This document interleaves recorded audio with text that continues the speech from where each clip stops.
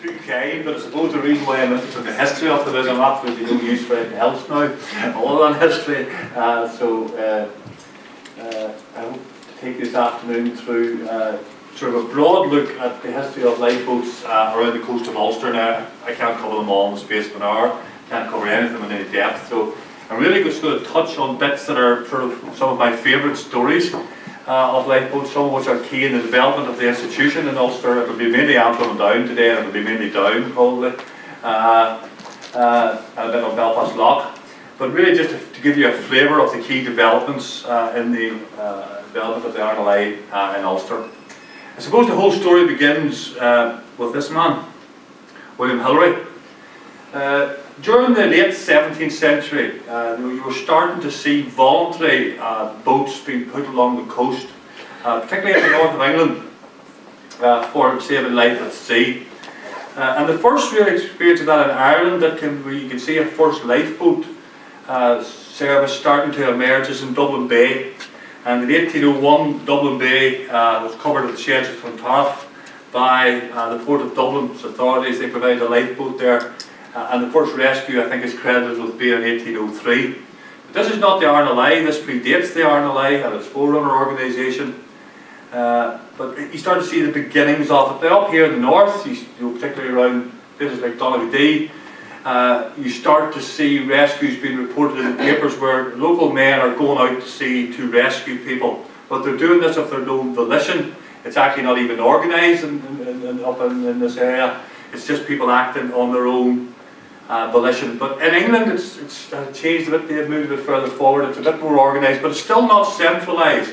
It's just local groups acting on their own behalf. But William Hillary, who's in this photograph here, he came up with the idea that there needed to be central coordination.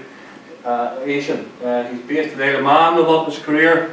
He's a very colourful character. He can be described sympathetically as a soldier, a philanthropist and a campaigner, but you just as easily could describe him as a womanizer, a bankrupt, or a bigamist. But he's a very, very colourful man, but he's a man of action. He's a man who gets things done.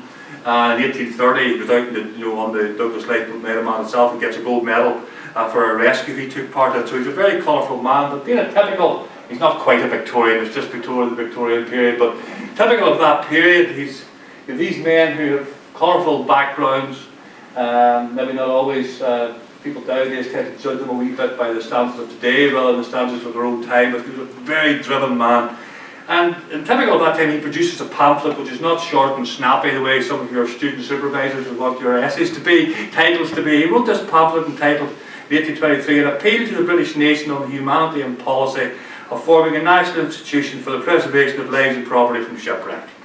It quickly became known as the Shipwreck Institution as a result of it.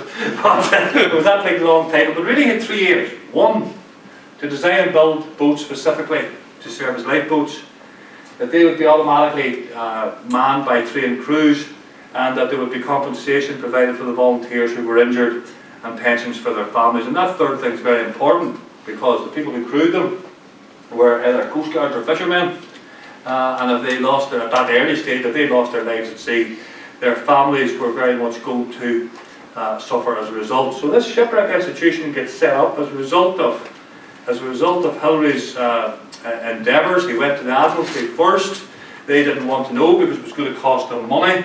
But because of his personal contacts with Thomas Wilson, the MP for London, the City of London, and they convened a meeting in the City of London Tavern on the 4th of March 1824 under the chairmanship of the then Archbishop of Canterbury with the wonderful name of Charles Manners Sutton. I would like to think that an Archbishop of Canterbury would have manners, but he had it in his name. Set this up and they formed a shipwreck. What became known as the Shipwreck Institution changes its name in the 1850s to the Royal National Life Institution, the RNLI. So if I use the name just to change it, forgive me, it's the same organisation. The first experience of this new organisation in what's now Northern Ireland, but you could just usually say Ulster, was in Dundrum Bay at Rossglass. And it also was the result of a very colourful character, William Ogilvie. But the first lifeboat in Ulster is established in Rossglass in 1825, and it's the result of 2 men. This was the driving force here. William Ogilvie, but also who was landlord in Ardglass. I'll say a wee bit more about it in a second. And also the third Marquess of Downshire, based in Hillsborough, but of course who owned basically all the land down through County Down, nearly down as far as Newry, and took in where Rossglass and Trail and all that is situated. But I'm going to focus more on Ogilvie. Ogilvie at this stage is living in Ardglass Castle, but he had come to Ireland as he's Scottish. He'd come to Ireland as the tutor to the children of the Duke and Duchess of Leinster, but I'm afraid he tutored a bit more than the children. He also had a nice relationship with the Duchess. And when the Duke dies, it was all very good terms. The Duke's son, who inherits the estate, grants him part of their estate in the north, which was in Ardglass. Now, he didn't send him to Ardglass as a punishment, I'll hasten to add. He said they had a very good relationship. And he spent many years trying to develop Ardglass. He wanted to develop the village, he wanted to develop the harbour. And he saw the arrival and creation of a lifeboat branch in Rossglass as part of that development process. So he's really the driving force, and he's the man whose key role in the establishment of the RNLI in Ulster. And he, with Downshire, ensures that the RNLI take an interest in Ulster, and the decision to base it at Rossglass is probably something we really should look at. Those of you who are not familiar with the area, like I work in the principle that most people are, but unfortunately they aren't. This is Newcastle here, this is Dundrum Bay, and this is Rossglass here, St John's Point. Those of you who know it, know the big lighthouse there now, yellow and black stripe lighthouse. This is Killock, and here's Ardglass. This is the Irish Sea out here, so England's over here, okay? Just give our Norwegian visitors an idea of where we are. So it's south of County Down, okay? They commissioned the Coast Guard, Captain Morris, who had the wonderful name of Captain John Roe Morris, which I thought was very suitable also for a Coast Guard to have Roe in his name, given at that time the boats were all rowing boats. He was commissioned to write a report about where this lifeboat should be stationed, and he wrote in 1825, "I'm of the opinion that Rossglass would be the best selected spot in my district for a lifeboat, as it could be launched from thence into an easterly gale, and that one is the most to be dreaded in Dundrum Bay." Now it definitely is, because that, if you look at the shipwreck pattern in Dundrum Bay, a lot of them are when there's an easterly gale blowing. So there's north, so an easterly gale's coming that way. Okay, so if you position your lifeboat over here, it's a rowed lifeboat, maybe with a sail, it's very hard to get across, but if you put it here in the shelter in the easterly gale, you're sheltered here, you're coming out with the one, it's easier. It's as simple as that, because these lifeboats were powered by the strength of men's arms and how well they could row. There's no engine, and in the early days there's not even a sail. So that's why it was put there, and it arrived in Rossglass in December 1825, and thankfully Ogilvie left us a lovely description of what this boat looks like. It's before photography, there's no drawings of it, but he left us a wonderful description of what it looks like. A very complete article on new construction, admirably calculated for the preservation of life. The inside is a lead colour, the boat oaken, and the upper strake sea green with the words Life Preservation Board for Rossglass painted in gold and showing on the gunwale. There is a preparation for 6 oars and 6 rowers. They cannot be washed out of the boat with a cork life jacket for the steersman. But the great curiosity is, if she were filled with water by a sea washing over her, she would empty herself.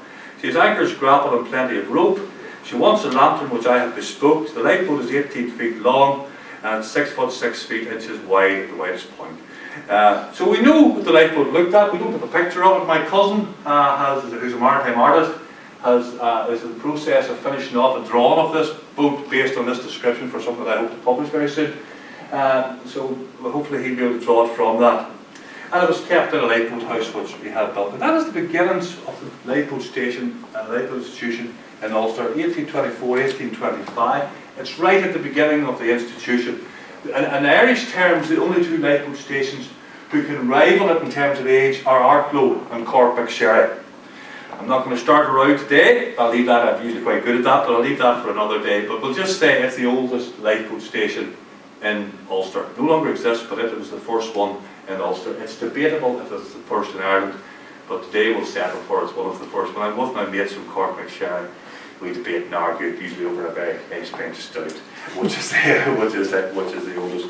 We know nothing about the crew, really, except that we know who two of the crew members were. And we know that because the most important person on the boat is the coxswain. For those of you who are not maritime, the coxswain is the captain or the skipper. Okay? Coxswain of the boat was a man called Thomas Foy. And we know that because he was awarded a silver medal for bravery by the RNLI for a rescue that he took part on the 2nd of December 1825. Now, he was not in the new lifeboat, he was in another boat, okay? So he took part in a rescue to a vessel called the Ulster that was wrecked in violent weather off Rossglass.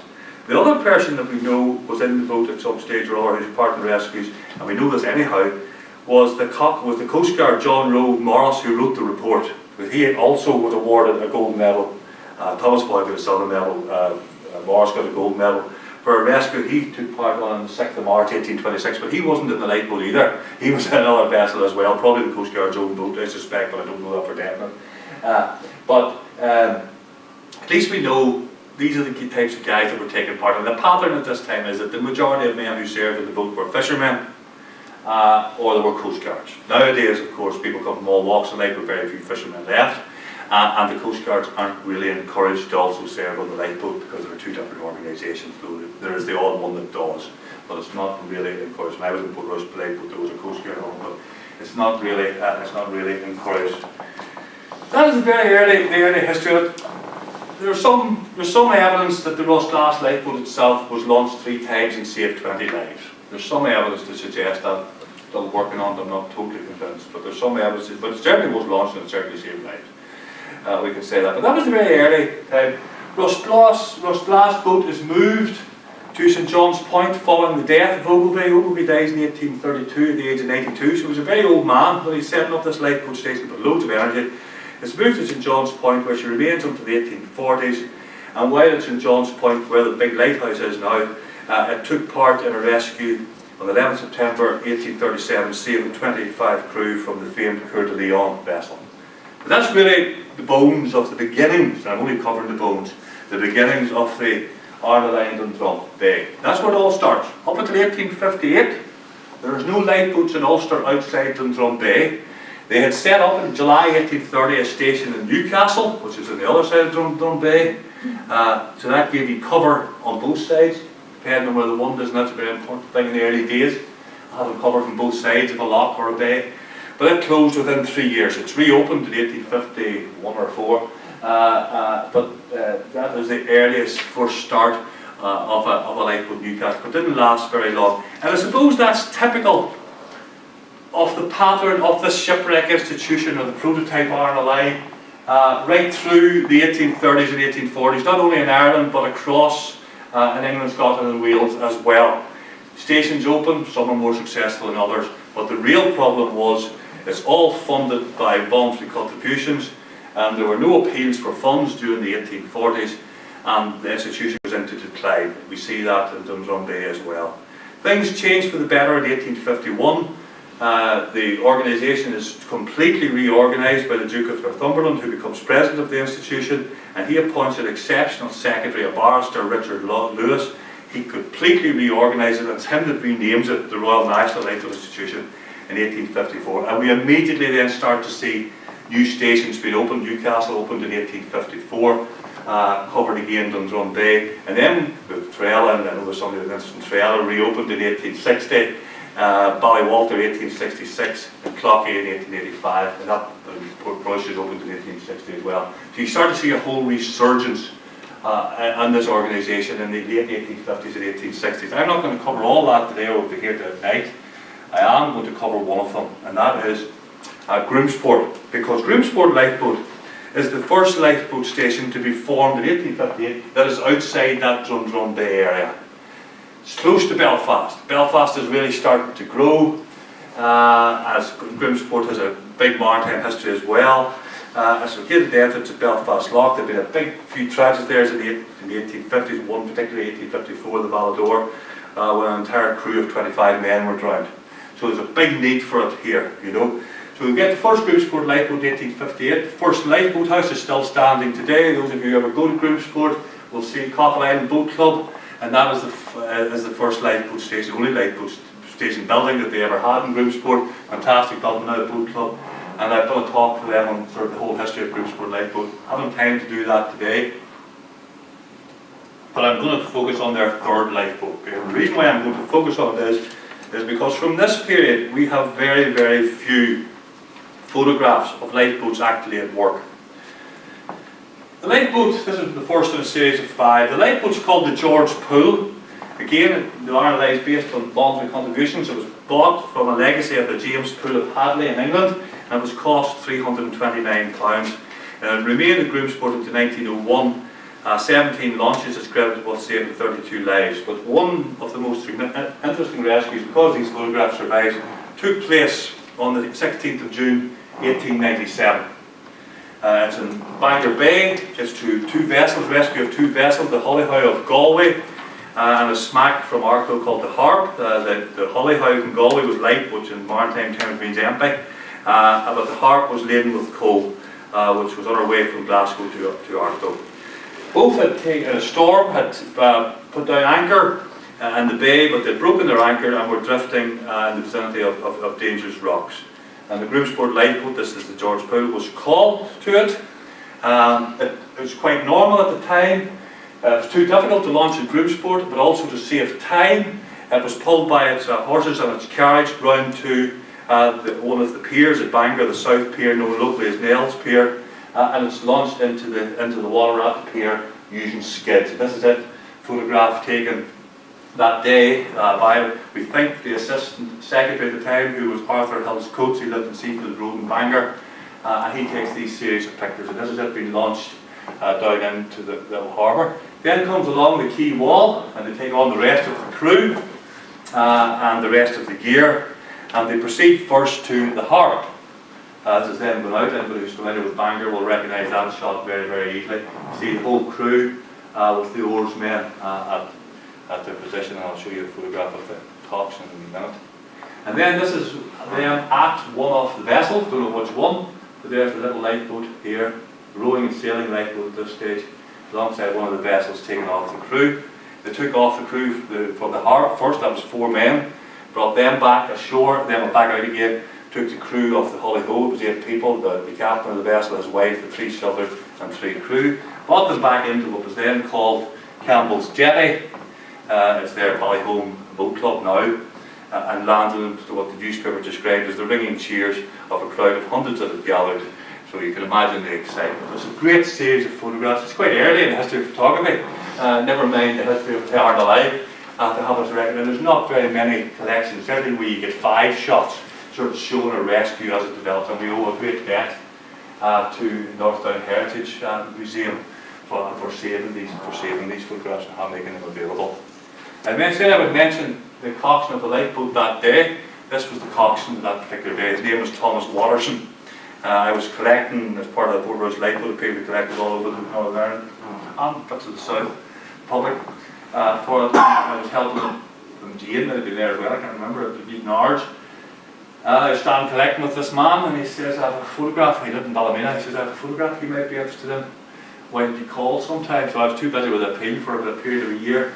But when the appeal was over, I called one Saturday afternoon with him, and he says, he had a photograph of lifeboat, and I said, very interesting. I said, do you know anything about the photograph? Oh, he says, I should do. It's my grandfather. He was the coxswain of the Groupsport Lifeboat, Thomas Watterson. His son also was a coxswain. Watterson was coxswain from 1886 to 1916, so he was there a very, very long time in his big lifeboat family in that area. You see this trend of the same families. I'll touch on it a wee bit later. But Groupsport Lifeboat closes in 1920. It was temporarily closed in 1918.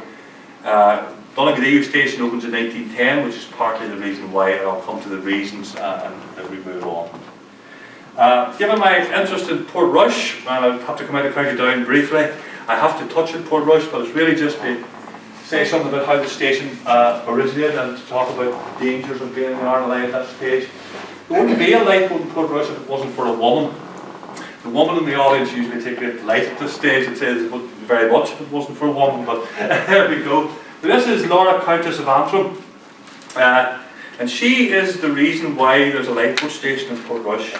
She was in England at a dinner party in Brighton in Exmouth, And the town there, as guest Lady Roll, and the town there had just got a lifeboat. And she was at the naming ceremony of this new lifeboat. And she was sitting beside the Richard Lewis that I mentioned, that was the Secretary of the RNLI, the great, one of the most influential men ever in the history of the RNLI. And she persuaded him that Portrush needed a lifeboat on the north coast. And he said, well, if you raise some money, voluntary money, and put up a place for the boathouse to be stored, Portrush, I'll try and sort that out.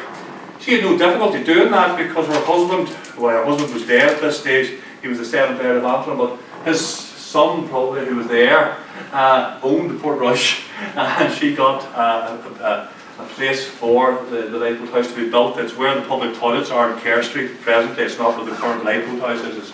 It's just up the street a wee bit. For those that know the area, I know there's a couple of the audience who do. That's where the first lifeboat was there, and she was very much the driving force. She was helped, of course, by this man, the Reverend Jonathan Simpson, who was the Presbyterian minister in Portrush, and he was really with her. He was accepted, sure that Portrush got a life, a very colourful character as well. Typical Presbyterian minister of his day, strict Sabbatarian. Sabbatarian in Portrush got its first tram out of the causeway. The causeway tram used to run on a Sunday, and he's reputed to have been saying prayers at the church. And it just that he was saying that it run on a Sunday, and it was a devil desecration of the Sabbath. And just with that, the tram went past. And apparently he is supposed to have said, "Sir Lord, you can hear the noise yourself." You know, so very colourful. The other famous story about him is that, of course, he was preaching a sermon one Sunday and the lifeboat maroons went off. And he said, we knew the lifeboat and the men in the congregation would have to go. So he said, the lifeboat men will leave once the collection has been taken up. I suspect that might be an apocryphal, but I like telling it against my Presbyterian friends. But very colourful character. Portrush Lifeboat Station established in 1860. Right away in 1863 there was a campaign to have it moved to Greencastle, not Greencastle County Down, but Greencastle County Donegal, because of the volume of shipping that was leaving the Port of Derry, Londonderry. But the RNLI came to a compromise. He led a campaign that the Portrush boat would not be moved to Greencastle, but the RNLI came to a compromise. You really think they were in the civil service, and they decided to keep Portrush open and open Greencastle as well. Greencastle Donegal closes in the 1920s, again as a result of developments in Portrush, which I'll come back to the same way as I will with the WD station, but the two stories are tied together. I'm not going to talk very much about Portrush, except that I want to mention the dangers of lifeboating at this time. Portrush lifeboat disaster. Thankfully in Ulster and Ireland as a whole, now there's been a few, and they've mainly been in the south of Ireland, but there's been very few major lifeboat disasters. But one that did take place in the north was in at Port Ballantrae, involving the Portrush lifeboat on the 1st of November 1889. The lifeboat was the Robert and Agnes Blair. If you come to Portrush, it's again a rowing and sailing lifeboat, cost £363.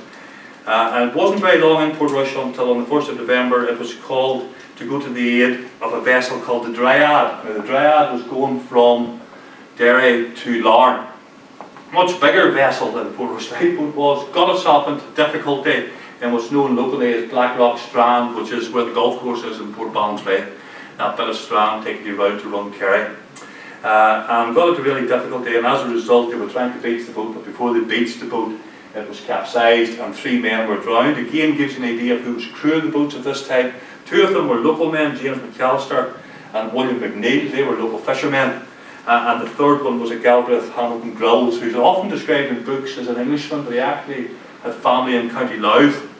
And he was a chief Coast Guard in Portrush. So again you're seeing this balance between fishermen and Coast Guard saved the boat. The 3 of them were drowned. They were all married men, aged about 50, and with families. In Ballywallen Church graveyard there's this monument to Hamilton Grills. The locals in the audience might know it or might want to go to see it. That's Ballywallen Church here at Hine, which is up beside the modern Portrush Cemetery.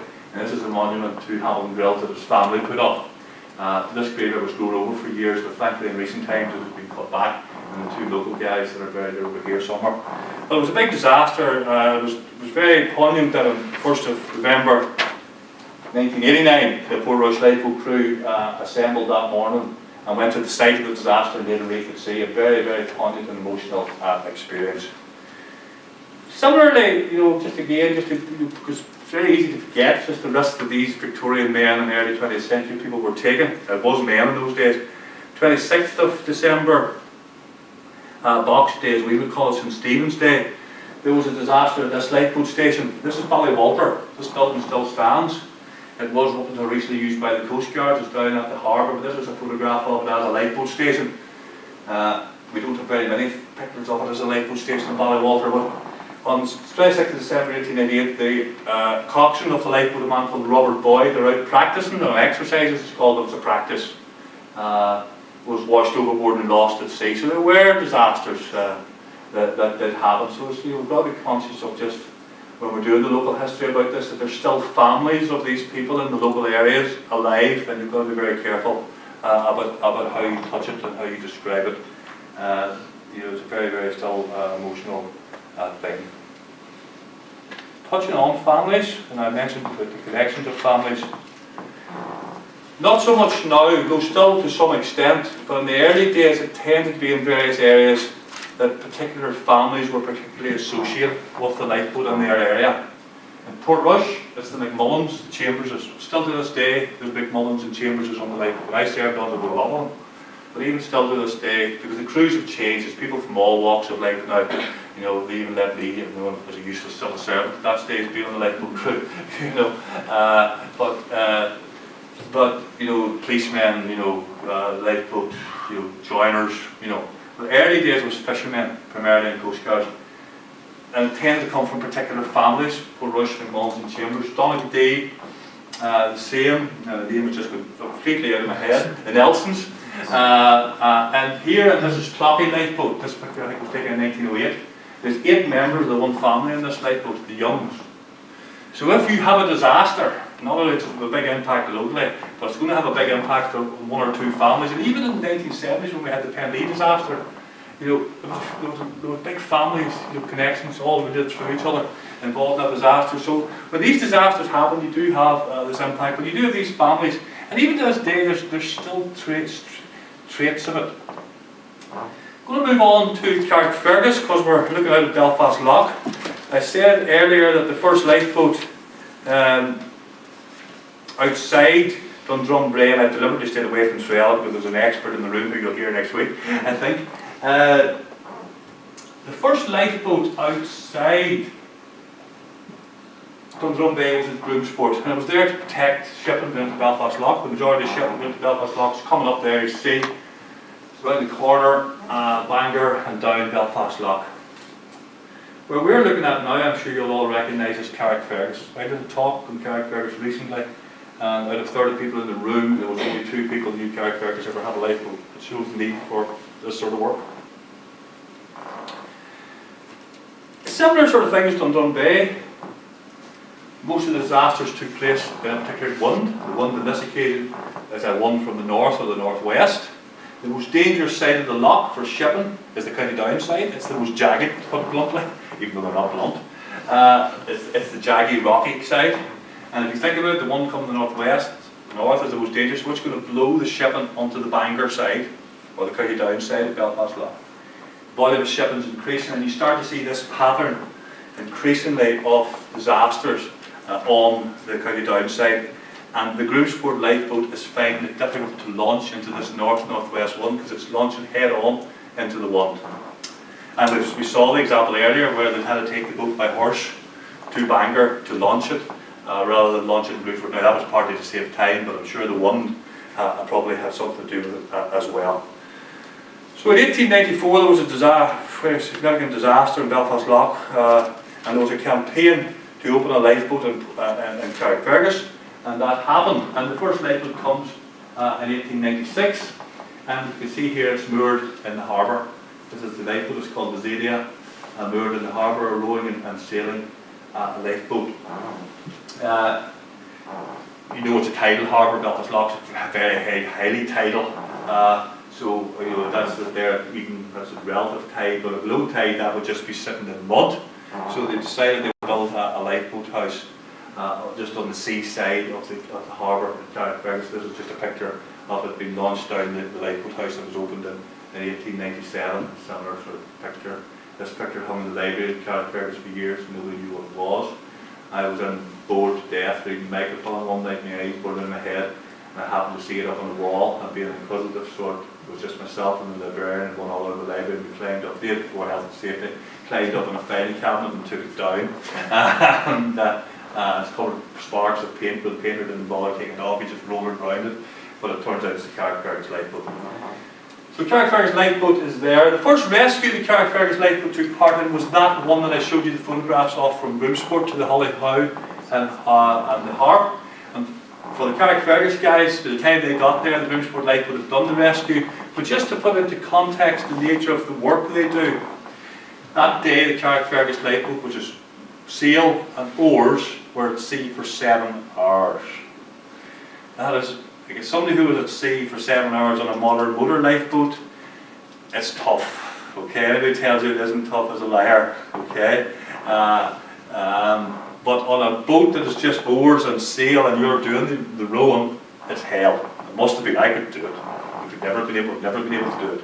Like, you had to be a really hard fisherman at sea all your life to do something like that, you know. But 7 hours at sea. The Carrickfergus lifeboat increasingly wasn't doing very much. The RNLI came up with this story that they couldn't get a reliable crew at Carrickfergus. I don't wear that.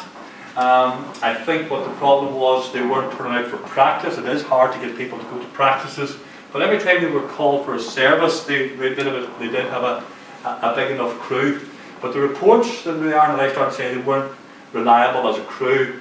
And they decided in 1913 to close Carrickfergus lifeboat station. Okay? Now, you've seen maybe a trend in what I'm saying. I said Broomsport was closed in 1920 with the opening of the Donegal D lifeboat. I'm now telling you Carrickfergus had been closed 7 years earlier because they're not getting a reliable crew. I have no doubt there was something in that. I think the problem with getting a crew is these men were fishermen, they were away working, they weren't going to take time off work to go to lifeboat practices. They would go when it's real. They were also working on other vessels for other people. My opinion is the real reason is a change in technology. This is the first motor lifeboat in Ireland, anywhere in Ireland, believe it or not. You may think to look at it, it has sails, there's the oars, then here it has an engine. Now, I don't talk about the technology side of the RNLI, that's not my thing. I'm not an engineer background. But this is the first lifeboat anywhere in Ireland with an engine. It comes to Donegal D in 1910. It's called the William and Laura, given Donegal D's political connotations. I think it should be called the William and Mary, but it's called the William and Laura. The locals will only get that. It cost £3,599, and it's got an engine. Now, the engine is still auxiliary, but it, with an engine, is less influenced by wind, weather or sea conditions and has a greater range. And that is why I think you saw the closure of Carrickfergus in 1913 and Broomsport in 1920. But this is the big change. So it comes in 1910, very first in Ireland, big step forward. Now, usually war is a great promoter of social change, but in the context of the RNLI, it actually, the war seemed to sort of halt the development of motor engines within the RNLI. Probably there were people who were doing that sort of work were looking at military things rather than life-saving things. But it takes a wee while after the war for more motor lifeboats to come in, and the second one to come in is this one in Portrush in 1924. The name was the TBBH, named after the initials of the donors. But again, there's the mast, there's the sail, there's the oars. They're going out on that. All the way these people are dressed, the dogs they taken out to committee if they're on a layer or something for a run out in the new lifeboat, they're not fishermen. But big step forward. And this is the first one, modern lifeboat, motor lifeboat that comes to Newcastle in 1937. So you're nearly up to the Second World War before you start to see 3 modern lifeboats, motor lifeboats in Northern Ireland. Excuse me, this is a very famous lifeboat as well in Newcastle. Takes part in a number of rescues, one very significant one during the Second World War. So what you're finding is that a lot of the local stations that were oar and sail lifeboats are closing down. So between 1921 in Northern Ireland, just for ease of reference, okay, through till the 1970s, Northern Ireland has 4 lifeboat stations. Portrush, Donegal D, Clockey and Newcastle. They're the 4 lifeboat stations. So instead of having this whole mountain of, or a whole numerous number of lifeboat stations from Carrickfergus, Grimsport, Ballywalter, Trella, Killock for a while, for about 14 years, Newcastle, it's a very small number. It's 4 lifeboats. We'll skip. We'll leave that one. Probably the most famous rescue in Northern Ireland life's history. This boat was involved in. You can still go and see this boat. It's in a car park in Downey, and this is the famous Sir Samuel Kelly lifeboat. And why it's so famous is it takes part in the rescue probably of the greatest, still the biggest maritime disaster off the Ulster coast in recent times, which was on the 31st of January 1953, with the sinking of the Princess Victoria, with the loss of approximately 130 lives. This is the crew who took part that day, sitting on the bow of Sir Samuel Kelly. And there's a number of Nelsons in this photograph. But look at the age of them. Most of them are quite, by modern standards, quite old men. Okay? Just as well those men were there, because those men were fishermen. Those men knew the sea. Because the Princess Victoria, as quite often happens with disasters at sea, the vessel that's in peril quite often gives us wrong position. There's a trend. People see it with Titanic and things like that, but there's a trend of this generally. And they gave their wrong position. They weren't where they thought they were. Port Patrick lifeboat, the Clockey lifeboat in County Down, and the Donegal lifeboat were all called to go. And these guys went off east a bit to where they thought the Princess Victoria might be, not where they were told to go. After they went and saw she wasn't where they thought she was, and they found her 7 miles off Belfast Lock entrance. And that's part of the reason why at least they wear some lifesuit. It shows again the knowledge that these men have in their head of sea conditions, because like now lifeboats are full of technology. I think there's a famous photograph of myself with an elderly lifeboat man testing the depth of the water when we were in a river, up the River Bann, looking for yachtsmen one day. We were doing it the old-fashioned way. And when I came back into the boat, one of the smart Alex in the boat, very good mate of mine, said, "Robert, I don't know why Louis was showing you that." And one of the people in this audience will know who Louis was, Sergeant Louis Craig, a very famous policeman in Coleraine and lifeboat man. And Craig and I were doing it the old-fashioned way because we're just people of that nature. And this guy said, "Robert, I know we've got a massive piece of equipment there that tells you to the nearest millimetre what depth the water is. What do you guys doing out with the line?" But of course, he wanted to show me how the old guys did it, and I very much appreciate it. That was the big rescue, but RLA has always responded to the changes, the use of the sea, and to technology. And these 4 stations with big all-weather lifeboats were finding that it was quite difficult to cope with the change in use of the sea, because recreational use of the sea in the 1960s, jet skis come later, but even that was changing to more pleasure boats at sea, speed boats, small inch boats in close to the coast, getting into difficulties. And so the RLA launched for the first time in 1963 in England. The first sort of inshore lifeboat, which basically was a glorified rubber dinghy with an outboard motor engine on it with a solid keel, in 1963, and in 1965 the first one comes to Northern Ireland, and the first place in Northern Ireland to get one was in Bangor. And this is the Bangor crew after their first rescue in 1965, and very soon after it there's one placed in 1972 in Red Bay. For those of you who don't know Red Bay, it's Cushendall. Okay? I just want to show 2 photographs just to show what it's like. My wife served on RLA as well. She served in this type of boat. I couldn't serve in that type of boat. I was too old for that time and too many rugby injuries. If I hit the water, when that hits the water, the shock that goes through your body, I probably never would walk again. You need to be seriously fit to be in these boats. You need to be young, I would argue as well, but you also need to be seriously fit. I was still to be seriously fit, but I wasn't young. Too many injuries. This is it, up out of the water. You see the propeller in the sea just off Cushendall. And then, if you're in the water, that's what it's like. Just to give you an idea of what it's like in one of these boats. They do a great job. Sometimes, some people think, all the big all-weather lifeboats get all the glory. But these guys do a fantastic job. Those of you who know Portaferry, Clockey was closed permanently in 1981, but Portaferry got an inshore lifeboat in 1980. very closely associated with the Blue Peter TV programme, the Blue Peter Appeal, raising money, and a great lifeboat station is building up its own, a great lifeboat history of its own. One of the things about Red Bay that I want to touch on is women on lifeboats. Women started serving lifeboats relatively recently, and the first woman to serve in the RNLI was really attached to the RNLI Training College. But we're trying to argue that the first female member of a lifeboat crew in Northern Ireland is in Red Bay. She's certainly the first female member of a lifeboat crew in Northern Ireland, there's no doubt about that. Her name was Joan Murphy. We would actually argue she's the first in the RNLI as a whole, but the RNLI's official historians count this person who was attached to the training college. But we would sort of go, did she actually ever go to rescue?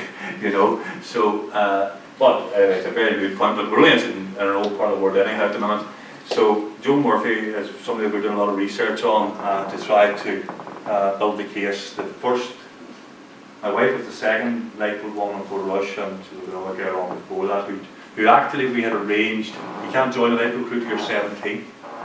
And we actually had her name and all in. Kelly Allen, she works for the RNLI full time, she's one of the RNLI's photographers, goes to sea and takes pictures of the RNLI in action.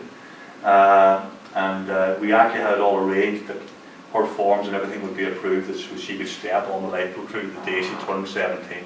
She was wanted on the lifeboat crew from she was that big. And so the honorary secretary at that time made sure all the paperwork was done that she could fulfill that. It was a great tradition. That's Portaferry, that's the Blue Peter lifeboat with the tractor. RNLI has a long tradition of tractors. You could do a full talk on RNLI tractors, by the way. I'll not bore you, but the same as any other tractor really, except that they keep out water and some of them. That is Kilkeel. That's one lifeboat. Maybe we'll skip on to probably what is now the most famous photograph. It's all over this photograph. I keep getting emails from people telling me, do you know this photograph? I saw it in such and such a country, I saw it in such and such a country. This photograph was taken in a serious gale in Portrush. As I say, it's all over the place. This is sort of the Richard Evans lifeboat. This is the lifeboat I served on. Thankfully I wasn't on that day. No desire to be on that day, I can assure you. It's the 13th of February 1989. I was at my work in PRONI. Got a call middle of the afternoon to go to the aid of a very large Spanish vessel that was in bother off Malin head, Donegal, public ground. There's actually 13 or 14 photographs in this series taken by a photographer who was wedged into his front door called Watson, who took it. The lifeboat crew that day to get to the lifeboat station crawled up the street, basically on their hands and knees to get on the lifeboat up into the lifeboat house. Took the lifeboat out. The decision was taken to launch. So the Portrush RNLI has an unofficial motto that wherever we go we must. The RNLI don't really like models like that, but among ourselves that's what we talk about. They decided to go. By the time the lifeboat got to where that photograph is, one fella had broke a couple of ribs. There was a young fella on the boat. He was an experienced lifeboat man, very experienced lifeboat man. The young fellow on the boat who was out on his first major rescue, he was worried that his boss was going to dock him his wages. To which one of the older men referred to, be very lucky if you ever get back, I wouldn't worry. I wouldn't worry too much about the afternoon's wages. Shortly after that photograph was taken, Belfast Coast Guard come on. Though actually they're based in Bangor, but they're still referred to as Belfast Coast Guard. They're echo in my ear to this day. Come on to say that the vessel off Malin has regained power and is now safe. The lifeboat now is in greater danger. That lifeboat's 52 feet long. That's why the number 52 is on. She's number 16 because that's the model that particular was donated in the 8th. She was the 16th. They're in huge danger. Can't get back into Portrush Harbour, so you can go to Greencastle. So they went to Greencastle, moored up, County Donegal, and you're looked after famously well in Greencastle. There was an RUC sergeant on the vessel. He phoned guards. You let the guards know he's there. They say, we'll come and take you back to the border, look after you. To which the reply is, don't come too quick with several pints of Guinness. You're totally safe, you're well looked after. The pub we were in, the door was closed, nobody was getting in. And we had, I wasn't there, but the guys had a great afternoon. And the guards come, took Louis back to the border. Police RUC picked them up, it would be them, and took them to Portrush. You're looked after famously well. The relationship between Donegal fishermen and Portrush Lifeboat is enormously good. I wonder why in Greencastle, because I said I would explain a bit more about motor lifeboats in Greencastle and Portrush. Greencastle and Portrush, they come to a compromise. It's 1863, let Portrush keep its lifeboat and gave Greencastle one to cover the Port of Derry. When Portrush got its modern lifeboat in the 1920s, they closed the Greencastle lifeboat station because obviously the motor lifeboat at that greater reach could cover that area. But the relationship between Greencastle and all of Donegal and Portrush lifeboat is extremely good. Modern lifeboat stations are still continuing to open. This is Larne lifeboat station, and they're really starting to prove their weight. The coxswain here, Frank Healy, was a former member of the Red Bay lifeboat, and then became the first coxswain of the new Larne lifeboat station. But the RNLI is a, I just mentioned that photograph there. Ian, you were there the day that picture was taken. That is the lifeboat that I shared the appeal for, and in that photograph of employment here. That lifeboat cost 1.8 million. Of course, the story about the RNLI is that it's a unique combination of people who go to sea to perform rescues, but it's also supported entirely by voluntary contributions. For a very, very short period, there was government contributions, but it's a very short period. The RNLI is very proud of its independence. That lifeboat was named to Katie Hannon, and it was called that because she donated 1.1 million of the value of that lifeboat. That lifeboat cost £1.8 million. So from £329 George Poole lifeboat, we're now up to 1.8 million, full of technology. And we had to raise money locally, so I chaired the local appeal with the whole Northern Ireland wide appeal, even though it was called the Portrush Lifeboat Appeal. That's what the vote was for. Unfortunately, that lifeboat was wrecked off Rathlin, but of course we don't mind that, and the RNLI doesn't mind that, because she was wrecked doing what she was bought for. She was wrecked going to the aid of somebody. It wasn't just wrecked, so she was in close to the rocks because there was a vessel in bother, and you know what the media calls a freak wave. Well, what the media don't understand, a freak wave up there is about every 7th wave. So there was a massive wave hit her from behind and pushed her onto the rocks. But although the superstructure was wrecked, all the equipment was stripped off her and put into another lifeboat. That was a Katie Hannon, but it's a unique combination of people that go to sea and people who raise money voluntarily for the RNLI. And that tradition goes right back until the very early days. But fundraising proper takes off in the 1880s, and they had this movement called the Lifeboat Saturday, which is a bit like a Lord Mayor's parade. And the first one's held in Manchester in 1891, and the first one held in Northern Ireland, well, it's now Northern Ireland, was Belfast in 1894.